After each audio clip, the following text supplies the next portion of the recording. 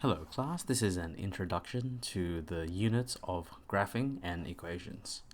In this unit we'll be learning to understand in more detail the characteristics of functions and their graphs. We'll be looking to comprehend fully the following details. There's a whole lot that we'll be looking at.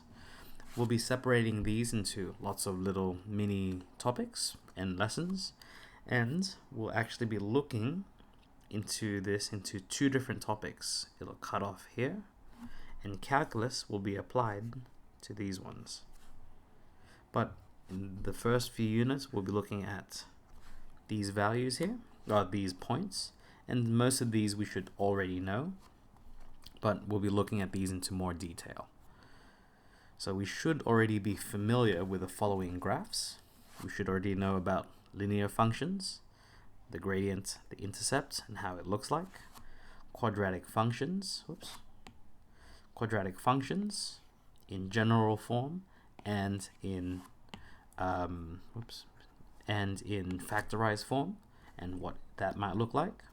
We should always be able to find the x-intercepts, the vertex, and the y-intercept, wherever it might be here. We should be able to apply some understanding to further polynomials such as cubics and quartics, as shown here. Don't worry, I know we didn't go into so much detail in both of these.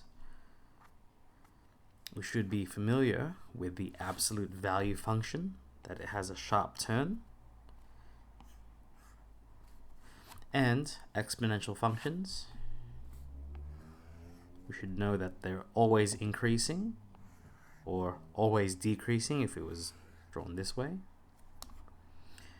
And we should learn about inverse functions or hyperbolas, that they have two branches and asymptotes, like that.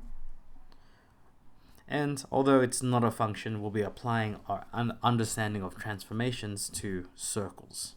So here we are. In this topic, we'll be focusing on applying our understanding and methods to hyperbolas of the form f of x equals g of x on h of x. So for example, here's the graph of 2x plus 3, so there's the g of x, all over x minus 4, h of x. And we'll see how to figure out where the asymptote is, both the vertical and horizontal. Here's another one. I know this one will look rather daunting at first, but this has two vertical asymptotes and one horizontal asymptote. And in this case, it has three parts from the one function. We'll be looking at this one here. Check it out. Same deal. It has two vertical asymptotes, one horizontal asymptote, and we'll be learning all about that, and how it has three different parts. And although we will not encounter it regularly, here we have two horizontal asymptotes, y equals 1, and y equals -1. And here's the function that we have, although this is going to be a rare occurrence and it's actually a challenge question later on. So I hope it's clear as to what we'll be looking at, and what I hope you'll be able to understand how to graph and all the little components of hyperbola.